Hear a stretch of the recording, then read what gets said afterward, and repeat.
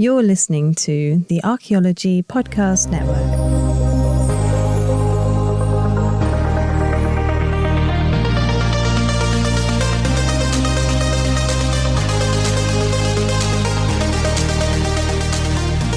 So welcome everyone to episode 8, and in this episode we're combining the worlds of archaeology and neurodiversity through the medium of imagination.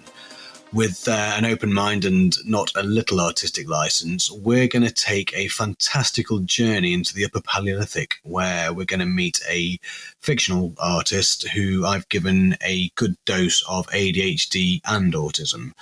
Back in my uni days, I loved the lectures on Upper Paleolithic cave art, and after years of wondering who those intrepid geniuses were, what they believed in, and what inspired them to create those incredible masterpieces at sites like Chauvet, Peshmel, Altamira, I'm using my own neurodivergent creativity to explore, in a fun way, the idea that neurodiversity has given the world so much more than unfinished projects. In this short story, we're heading to the infamous Lascaux cave, where I like to think neurodivergent artists were expressing themselves whilst mining dopamine. Not that there was any mining going on, just to be clear. So let's meet the dreamer in the dark. The air inside the cave is thick with the scent of damp stone, soot, and the earthy musk of animals long since gone. The artist pauses at the threshold, his breath coming in quick, excited bursts. He's not afraid of the dark. He never has been. It is in the dark that the real world reveals itself. The flickering light of his tallow lamp throws leaping shadows along the undulating rock, and for a moment he sees them. The great herds moving in unison, their hooves shaking the earth, their eyes reflecting the wisdom of ages. He's there to bring them back to life. His hands, rough and calloused from years of work, clutches his supplies. A small pouch of red and yellow ochre ground into fine powder, a lump of charcoal, and a small hollowed-out bone filled with animal fat to bind the pigments. A few sturdy bristles from a boar's hide are tied together with sinew, forming a crude brush, though he often prefers his fingers. They're more direct, more connected. The art flows from his mind, through his body, and onto the rock. He steps forward, his bare feet pressing against the cold stone floor, his heavy fur coat shifting against his shoulders. It's made from the pelts of Arctic hares, stitched together with reindeer sinew. He wears a tunic of softened deer hide, cinched at the waist with a braided cord of plant fibres, its ends frayed from restless fingers that have twisted and untwisted them absent-mindedly. Around his neck a small polished bone pendant dangles, its edges smooth from years of touch. It is his talisman, his connection to the spirits that move between the worlds. With practiced ease, he kneels before a flat-topped rock, setting down his pigments and tools.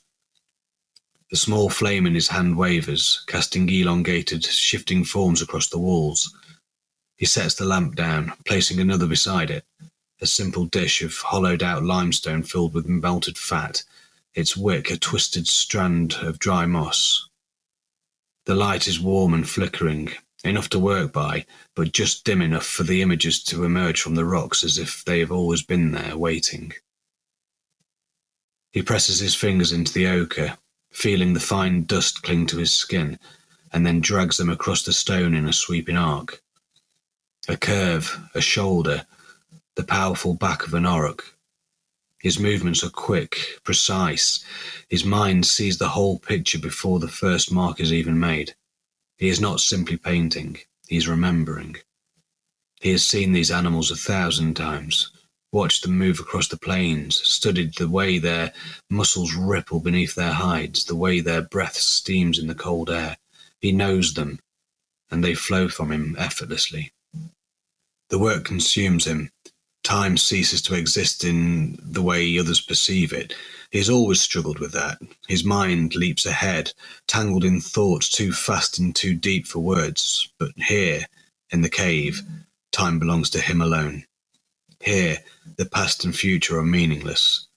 The spirits of those who came before him whisper in the stillness, guiding his hand. The eyes of those who will come a long, long time after him are already watching. He knows they will never know his name, but they will know this, his lines, his visions. As he works, his stomach growls, but he barely notices. There is food brought from the camp, a strip of dried reindeer meat, chewy and rich with the taste of smoke, a handful of nuts and berries gathered from the edge of the forest. A thick slice of marrow-rich bone cracked open earlier in the day, now hardened and cooling fat. When the hunger becomes too much to ignore, he pauses, gnawing at the meat absent-mindedly, his fingers still stained with ochre. He wonders if those who came after him will understand what he is trying to show them, that the animals are more than just food, more than the hunt. They are life itself.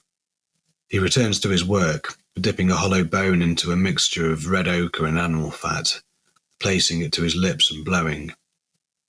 A fine mist of pigment sprays across the stone, coating the wall in a hazy red outline. He lifts his hand, leaving behind a ghostly print, his signature, his presence. He repeats the motion again and again until the wall is alive with movement. Running horses, stampeding bison, proud stags with their antlers raised high. The cave responds. The rock breathes with him. The shadows dance. In this moment, he is not a man. He is the bridge between the world that is and the world that was. His heart races with the thrill of creation, the pulse of something ancient and powerful thrumming in his veins. This is his purpose, his obsession, his gift. Hours passed, or perhaps only minutes pass, but it doesn't matter. When he finally steps back, wiping sweat and pigment from his brow, he sees them looking back at him, the animals, frozen in time yet full of life. He exhales, long and slow, pressing his palm to the stone one final time. Then he returns to his tools. He gathers them, lifting his lamp. He does not need to look back. He knows they are there, waiting, watching. He steps into the darkness, carrying the memory of his work with him, knowing that one day, far beyond his time, others will step into the same space, feeling the same awe and wonder about the hands that shape these visions, and though they will never know him, he knows them. So, hopefully you're still awake. Did that resonate with you? Did you feel yourself drawn to express your emotions and dreams? It's a very powerful thing in neurodivergent people. I don't really know how to describe it. It's like, it's more than escapism. It's connection with things that could be, aren't, or even just understanding the world around you. It's a strange thing, but it's wonderful. I know I've always felt a connection to ancient art, and when I create something, I get wonderfully lost. Anyway, I wanted to explore the idea of ancient art, particularly in the Upper Paleolithic and neurodiversity, because I think, and it's my opinion, that even though we can't ever diagnose any of the ancients, it makes sense that some of them were neurodiverse or neurodiverse. And they would have felt the same sort of drives that we have with our highly sensitive nervous systems, and that sort of yearning to create and express those sort of deep and powerful feelings. Yeah, I think what I might do is let's have a very, very quick break. I know it's a bit early, but we'll have a quick break, and I'm just going to do a little chat about neurodiversity I'm going to talk anyway about neurodiversity in the Upper Paleolithic. So yeah, neurodiversity in the Upper Paleolithic. Well, I mean, if we go back sort of 35,000 years, and I'm talking in Europe, really, I think that's that classification, isn't it? The Upper Paleolithic in Europe. I think being neurodivergent isn't isn't necessarily going to be a problem like it is in a modern setting where it's very rigid and a rinse and repeat and boring as hell, to be perfectly honest with you. I mean, the world back then, tens of thousands of years ago, I mean, obviously it changed through ice ages and so on, but generally speaking, the world, it was, well, it must have been vast and wild and untamed. I mean, just imagine the herds of woolly mammoths and reindeer and what else, bison and woolly rhinos, incredible animals just there around you. That's your life. That's what you know. And you're dealing with things like saber-toothed tigers and mountain lions and cave bears, and they're all there around the corner. And survival is it had to have been a daily challenge. But they weren't just, these people back then, they weren't just surviving, they were thriving. Some of the artistic expressions you see on in the caves and some of the mobile art, like the Venus figurines and so on that have been found, they were taking the time, they were creating these things and crafting the tools. I mean, the microliths and some of those tools were just beautiful and functional as well, and they're still sharp, by the way. And if you consider neurodiversity, that's sort of like the natural variation in the human brain function, and it's not just it is the same as it is today, and it's nothing new. We've already said this: autism and ADHD, dyslexia, and other cognitive differences. It didn't suddenly appear in the modern age. But these differences likely played a crucial role in human evolution and survival, and I would say in soothing and entertaining and all sorts of benefits that would come with it. I think if you think about the hunter-gatherer mind as well, it's an incredible job, that is. I mean, upper Paleolithic societies depended on teamwork and creativity and adaptability. They needed a mix of skills. So you needed the pattern spotters. Autistic individuals are known for deep focus and pattern recognition. And they may have been fantastic trackers, looking for the animal movements and predicting weather changes and remembering herd patterns and so on. And of course, crafting intricate tools and so on. And then the fast reactors, we'd need, like ADHD. I mean, you talk about the right environment for that. You need quick thinking, energetic people. They may have excelled in those sort of high pressure situations like hunting, scouting, or problem solving. I mean, you bear in mind, you've got the kids with you. You've got to hunt. You've got to protect. You've got to do 1,000 different things all at once, and also the problem solving aspect. We think outside the box. If we haven't got the right tool or the right environment, we can adapt very, very quickly. So if plans went wrong, maybe we've got to come up with something very, very quick, and it might look ridiculous, but it might work. But we'd find that way. And also, like, the thing about the big picture thing, because people with dyslexia, for example, known for sort of strong spatial reasoning and in the modern world, they sort of contributed to navigation and mapping landscapes and so on. And, you can imagine that being useful for sort of planning seasonal migrations of where we're going to go and how we're going to survive this. So instead of seeing all that as sort of disorders like we do today, or at least they're described in those ways, these differences would have been essential for survival. And, a neurodiverse tribe would have had an advantage over a purely neurotypical one, surely. And I suppose if going back to the story and what I was trying to allude to earlier on, is like these not the first artists, but these early artists and innovators. There's some of the most remarkable evidence of human intelligence. Really, it comes from. It's a great example, anyway, of coming from the Upper Paleolithic cave paintings. Already mentioned. We've been to Lascaux, and I've mentioned Chevet and so on. But these paintings, they're not just decoration. They're not detailing, they're not just doodling, they're detailing like in incredible reconstructions of what they've seen in nature by using the shapes of the caves. I mean, it's genius. It really is. I can't remember which artist, was it Picasso, that said that no one can paint like that today? It was somebody like that. But, those works of art, they're so detailed and sophisticated. And as I've tried to show in this podcast today, or in this episode today, possibly connected to storytelling and teaching, or even spirituality. But we don't know who created them, and we'll never get to know that. But neurodivergent individuals could easily have been behind those masterpieces. The ability. Look at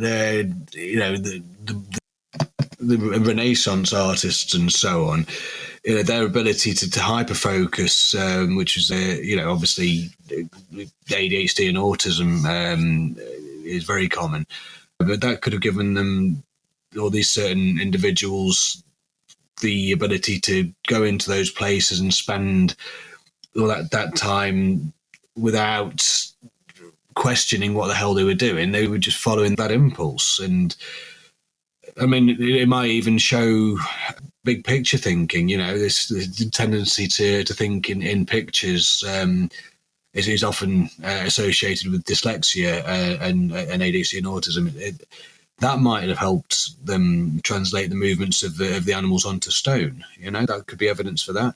And what else? The ability to see connections and imagine new ideas. That's very much a trait found in ADHD. That could have led to the innovations in storytelling and communication and early forms of artistic representation. It's a form of language, really. And if we sort of jump from there, really, from the caves back out into the world that these artists inhabited, storytelling it could have seeped into those caves from a wider social experience that obviously we're never going to get to understand, but we're certainly going to get to see it in any way, unfortunately. But if you see that as a connection between storytelling and these individuals and how they fitted in, because I know the common misconception about, it's not a misconception, but I think the misconception about neurodivergent individuals struggling with social connection is more a modern day thing, because I think we evolved with the capacity to understand around about 200 people or something like that. And of course, we live in a world with billions of people, and especially with social media and busy workplaces and cities, it's overwhelming for us. But back then, we're talking about hunter-gatherer groups, much, much smaller groups.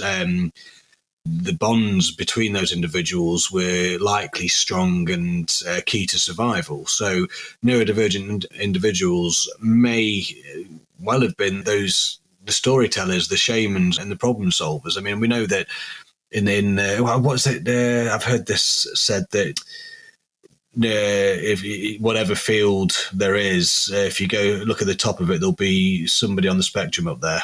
We're not limited to just creating art or to storytelling. We're practical people and leaders as well. But I suppose if we just spend a few moments just thinking about this, so storytelling and shamans and all shamans and whatnot.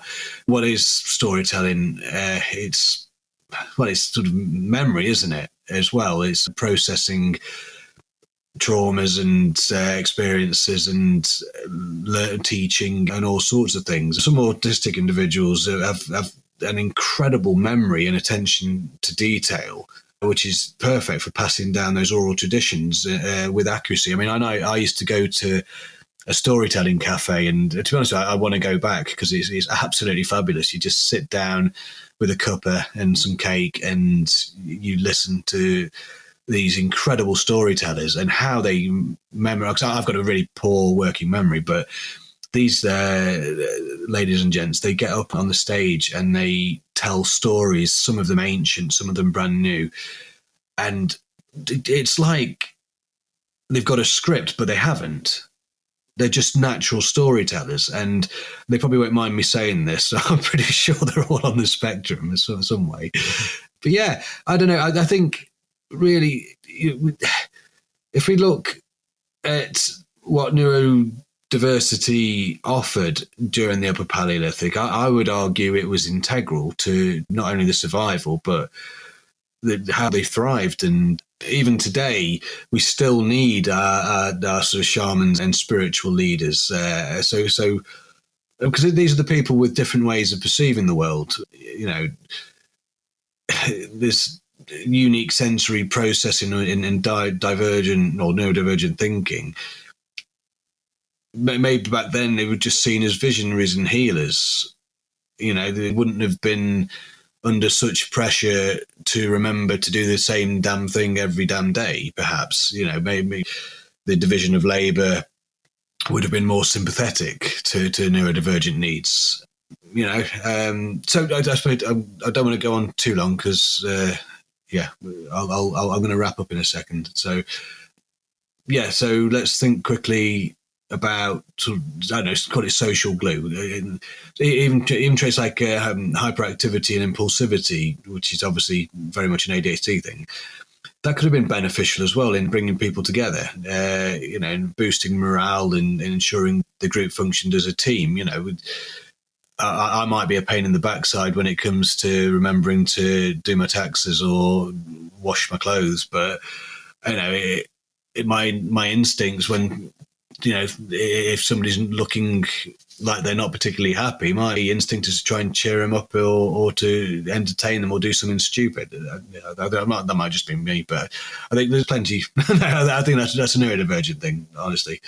So yeah, I hope this episode kind of helped highlight that these.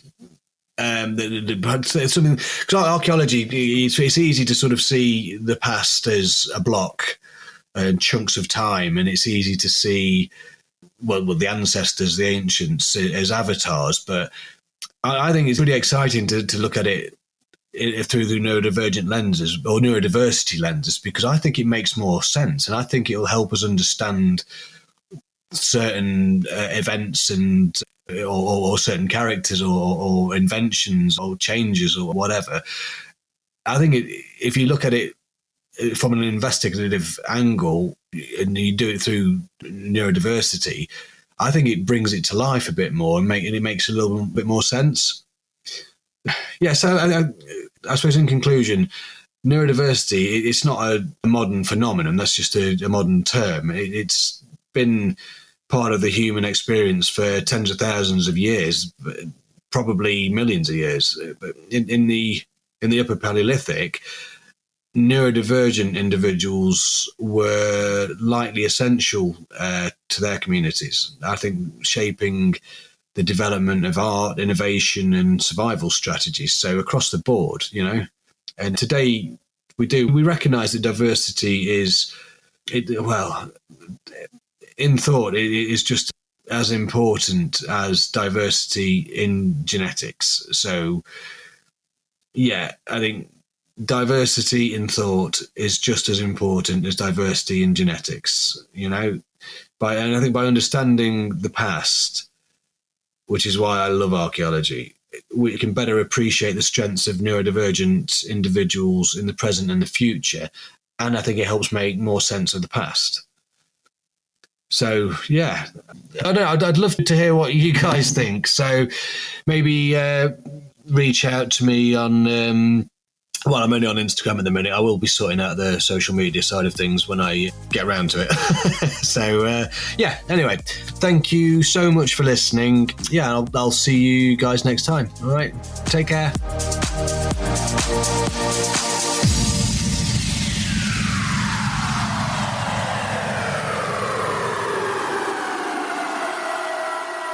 The Archaeology Podcast Network is 10 years old this year. Our executive producer is Ashley Airy, our social media coordinator is Matilda Siebrecht, and our chief editor is Rachel Roden. The Archaeology Podcast Network was co-founded by Chris Webster and Tristan Boyle in 2014 and is part of Cultural Media and DigTech LLC. This has been a presentation of the Archaeology Podcast Network. Visit us on the web for show notes and other podcasts at www.archpodnet.com. Contact us at chris@archaeologypodcastnetwork.com.